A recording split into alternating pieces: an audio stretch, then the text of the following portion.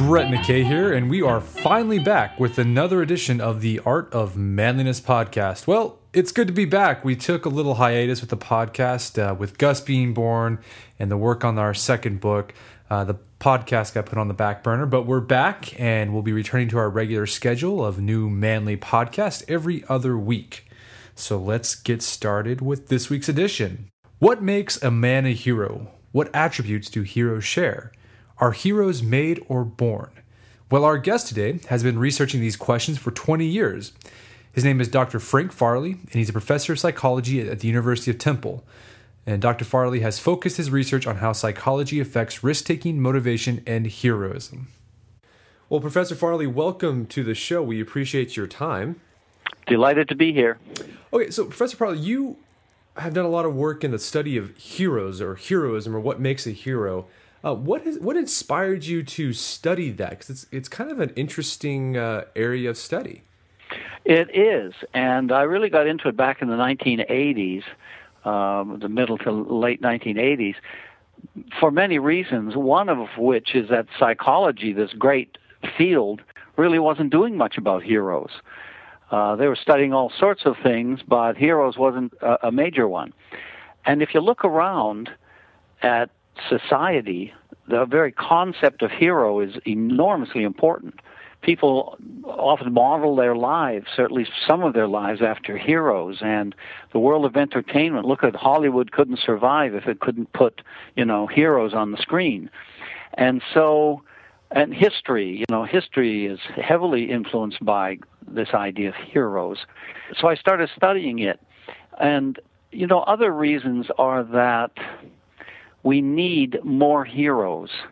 Both the great heroes, the ones out there on the world stage, the Martin Luther King Jr. or the Gandhi, famous people who are out there changing the world. But we also need heroes up close and in our families and in our communities and in our lives, where we need people to, take a stand on issues, help out a neighbor, be kind, loving, and generous to other people. All of those are heroic qualities, and we need them both, up close and personal in our lives, in our communities, in our cities, in our countries, our nations. We also need them out there on the world stage, the people who literally change history. So we need heroes.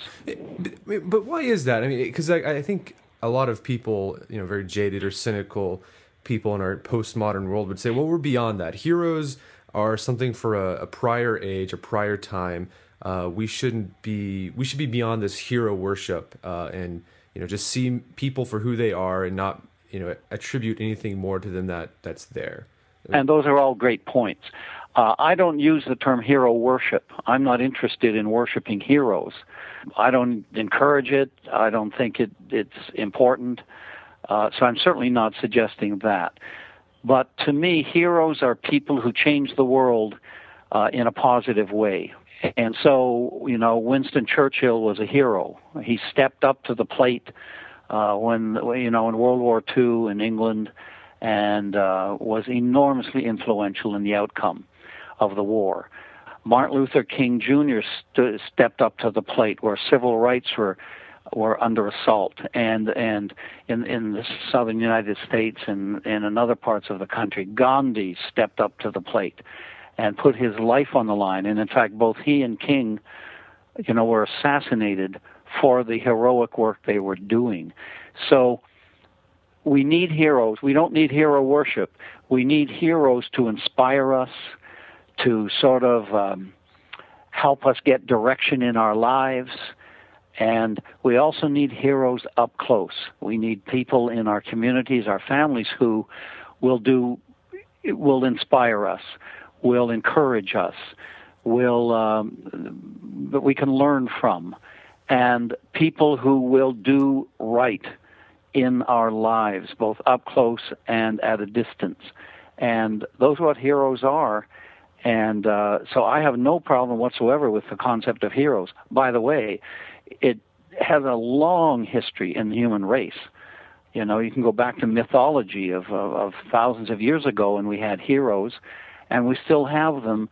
and we have them for a reason. So basically, the heroes inspire us to be the better angels of our better selves, the angels of our better selves, right? Yes, Yeah. yes. They have many qualities, and we could talk about that. Yeah, let's get to that. What are some of the qualities that heroes share that you have found in your study? By the way, there's so many approaches to studying heroes and to understanding heroes. And often heroes will differ one to the next. That is, they may all be doing good works and inspiring activities, but they may differ in all sorts of other ways, differ in their background, their race, their gender, their ethnicity, their education level, and so on. But some of the things that I think are important, courage and strength, I think that's one of the defining qualities of heroes. They are courageous. They don't shrink from challenge, and they rise to the occasion when good deeds are needed. Another aspect I think that's important for heroes, generosity, kind, compassionate, generous. Heroes tend to be giving people. They're generous. And in some cases, they give their lives, as in Martin Luther King and Gandhi, for what they were doing. And, that's the ultimate act, and to give up your life for a great and noble cause. They tend to be, heroes tend to be pretty accomplished people. They tend to be skilled, intelligent, accomplished in some way. They're good at something. Mm-hmm. And they may be, Gandhi was a lawyer, for example, and Churchill was a very accomplished person. And you can go on through all the lists of heroes, but they tend to be good at something. Honesty and integrity is another feature. Many people who we might think might be heroes are sort of knocked off the pedestal because they're shown to be dishonest. So integrity and honesty are key features. Another aspect of heroes that I think is important is our feelings about them. That is, do we feel affection for them or something positive or good directed from us, the people, to the hero? It could be, if it's up close, it could be our feeling toward our parents or somebody else in our lives who is doing heroic things. Or it could be how we feel about a national figure and a kind of emotional or affectional quality that we feel toward that person. Another feature, something I've studied a lot, is risk-taking.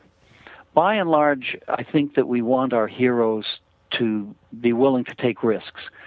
We don't really want our heroes to be, wallflowers, people who sort of wimp out and aren't willing to take on the big challenge, or even a relatively small challenge. They're just risk-averse.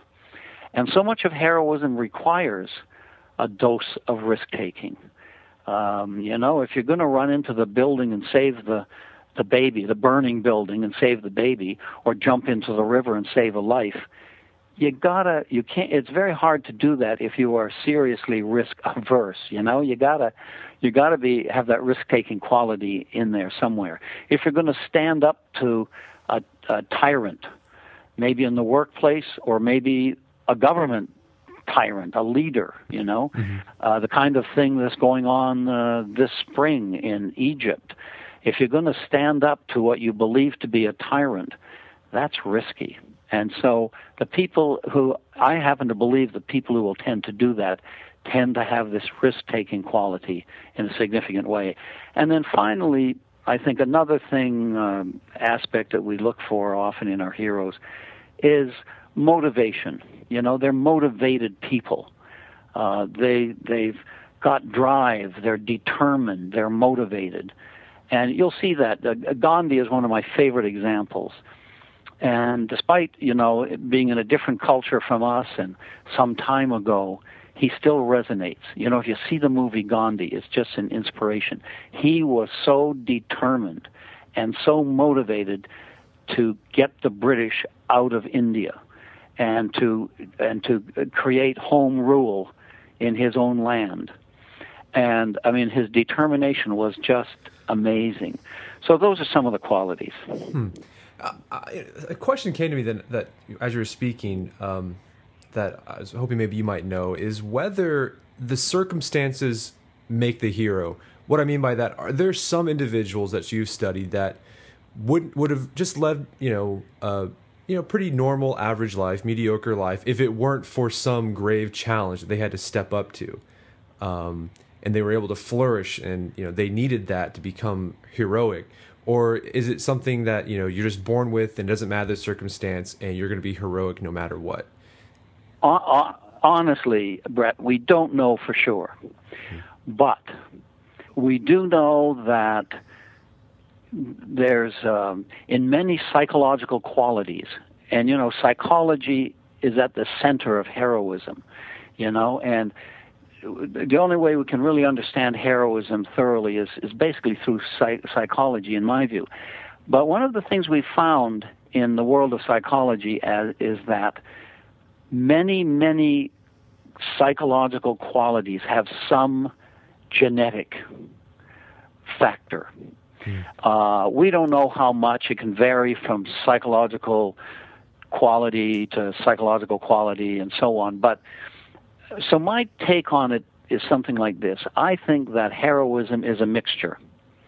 It's due to your upbringing, your family, your community, the influences in your life, your peer group, the people who have had an impact on you.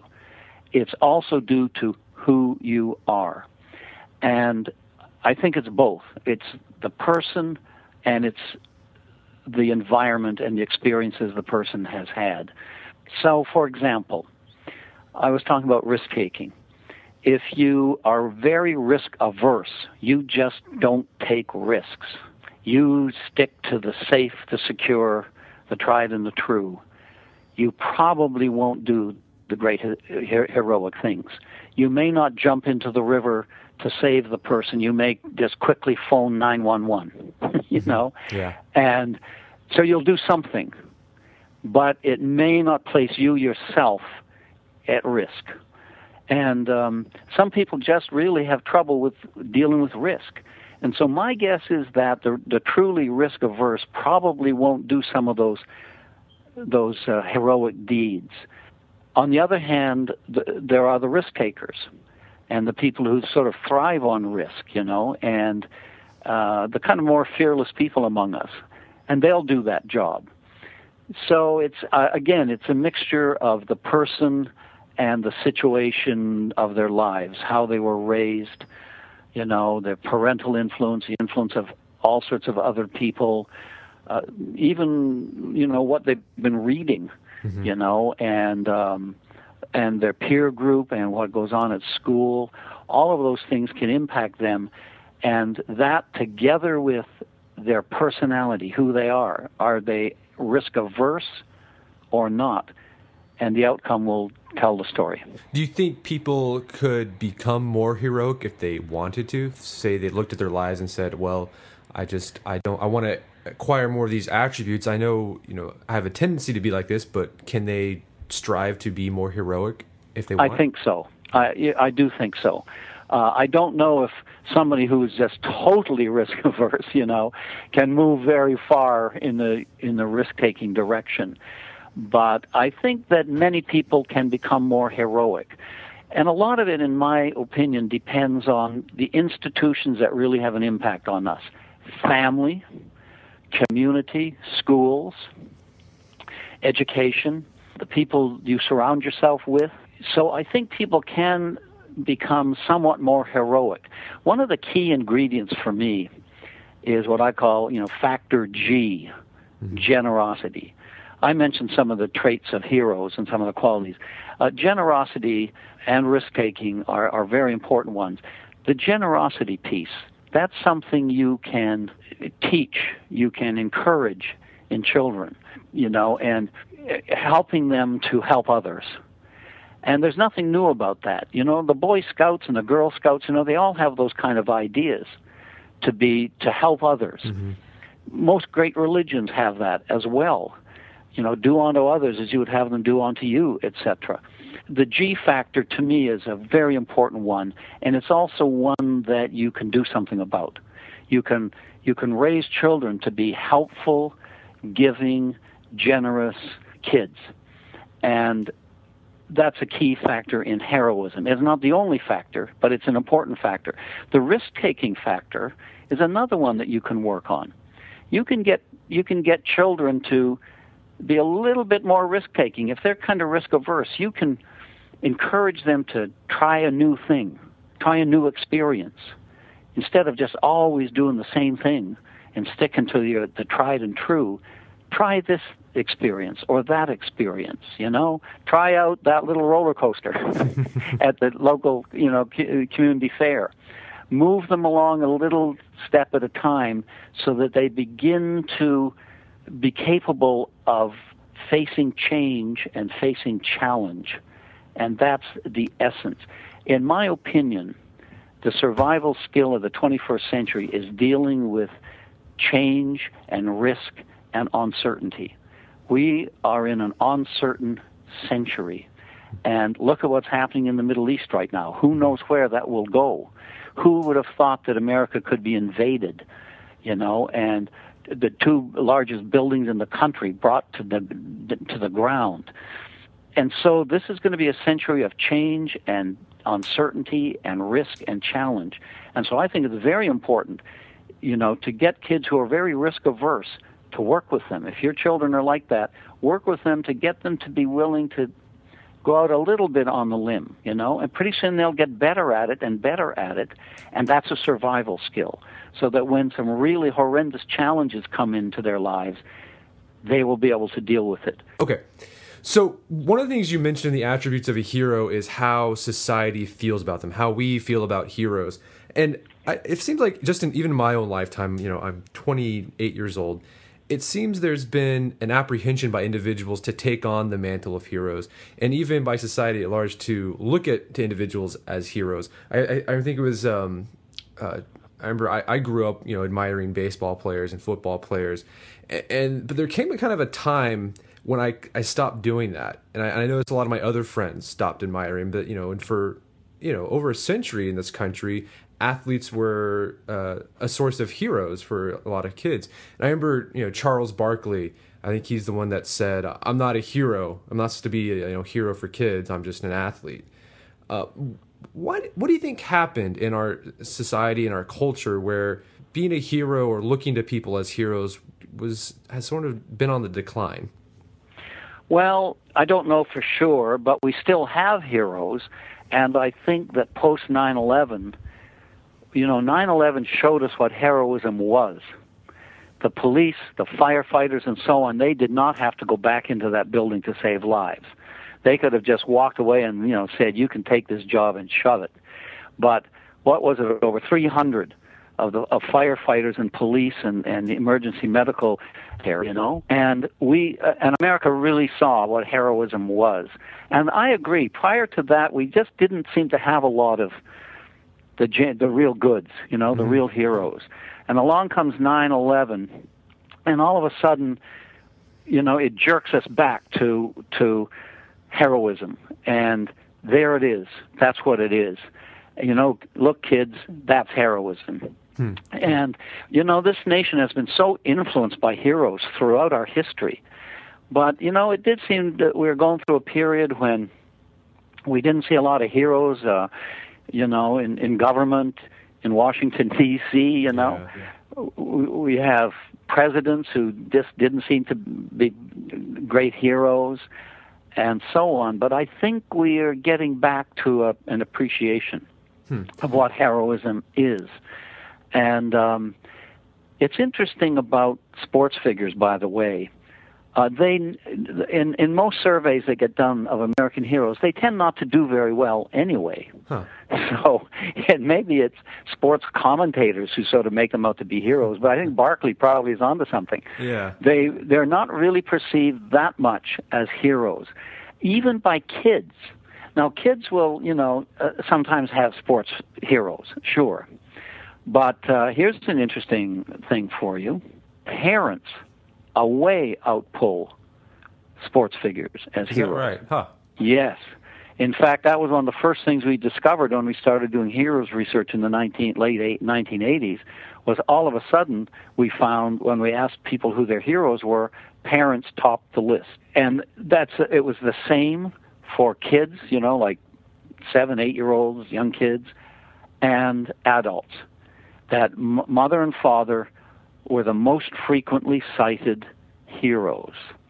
With kids, after the parents, you then got some other relatives sometimes, like grandmother, grandfather, and so on. And you also got a lot of superheroes, Superman, that sort of thing. Those tended to drop out, with older kids. And with older kids, high school and so on, and college, you begin to get, real-world heroes. Martin Luther King, for example. But parents top it.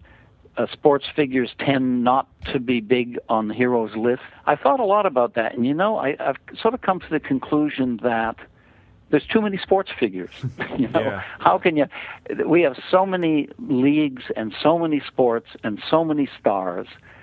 How's a kid to pick out one over the other? Yeah. Back when Michael Jordan was active, he sort of so dominated the sport for a period of time, and was so elegant and graceful and had all these positive characteristics that, he was often seen as a hero.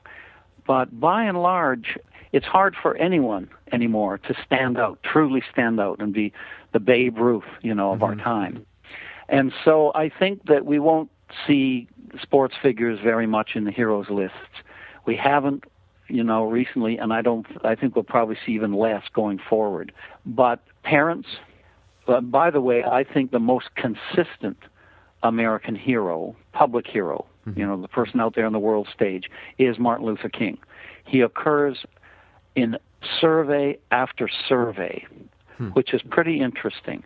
It's like people realized he was doing something profound. And it's the same with Gandhi. Now, we don't know Gandhi the way we know Martin Luther King. We don't have streets named after Gandhi. But Gandhi led the way, and it was a heavy influence over Martin Luther King, of course, nonviolent protest, etc.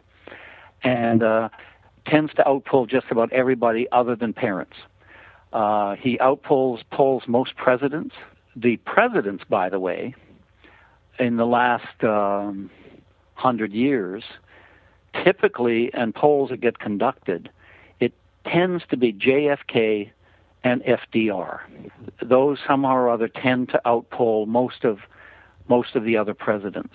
If you're going back earlier than 100 years, Lincoln tends to be. And so you've got Lincoln, FDR, and JFK, typically the most frequently cited in many polls, where the Oval Office is concerned. And outside the Oval Office, but in the world of politics and civic life, Martin Luther King Jr. So, Professor Farley, you mentioned a little bit earlier some of the things that parents can do to have their children have an appreciation for heroes. Is there anything else we can do to continue this trend of bringing back the hero in our society? I think education has got to be a major area. Kids today, 2011, in America, spend more time for sure at school than they do with their parents each week. Mm-hmm. With the one-parent family, almost half of American families are now headed by one person. That one person can't do it all. The old nuclear family back in the 50s, mom, dad, 2.5 kids, mm-hmm. That's the nuclear family has exploded. Mm-hmm. It's gone. And back in those days, both parents could be involved in sharing the duties and helping each other and so on. That's gone, at least for almost half of American families. So families can't be the only institution of change. They're an important institution. And the media, by the way, is also very important in getting heroic messages, heroic role models, heroic ideas out there. But education is the biggest institution, I think, that we can influence in this area. Kids spend all these several hours a day in school. here's an interesting thing. Back in 100 years ago, they often talked about heroes. They often taught the life of heroes, heroic behavior in the schools. We tend not to do that anymore. Now we talk about theories and isms, there's capitalism, there's socialism, etc. But take an idea like nonviolent protest and try to teach it to kids today using isms, using theories and all that kind of stuff. And the kids, will probably stare at you, show you this blank stare when they see in the media that it seems that problems are solved through violence, through revolution, through marching in the streets, through war. I mean, here's America. We got 2 wars going on right now, basically. And what's a kid to believe? And so they will assume that nonviolent protest is some absurd theory, marginal kind of idea. However, if you then talk about the life of 2 heroes of that idea, Gandhi and King, and talk about what they were able to accomplish through nonviolent protest, the light bulbs come on. And the kids can see how it works because it's embedded in the life and times of a real hero. You're not talking fancy-dancy theories, from psychology or sociology or something. You're looking at a person who did it, and it worked, and it changed the world forever. And so, to me, we need more discussion of heroic behavior in the schools, in the classrooms, heroism up close that you can do yourself in your home and family and neighborhood, as well as the heroes out there on the world stage. Both of those can be taught and can inspire kids, I think, to be themselves more heroic. Well, Professor Farley, well, we're coming to the end of our interview here. Is there any place our listeners can go to find out more about your work? Well, they can email me, frank.farley at comcast.net, and I'll respond to them. Okay. And then they can just look up my name, Google me, see what they come up with. There's a lot of stuff there. All right. But if they have specific questions and so on, they can just shoot me an email, and I'd be delighted. Well, excellent. Well, Professor Farley, we really appreciate your time. It's been a pleasure. It has for me, too. Thanks, Brett. Well, that wraps up another edition of the Art of Manliness podcast. For more manly tips and advice, make sure to check out the Art of Manliness website at artofmanliness.com. And until next time, stay manly.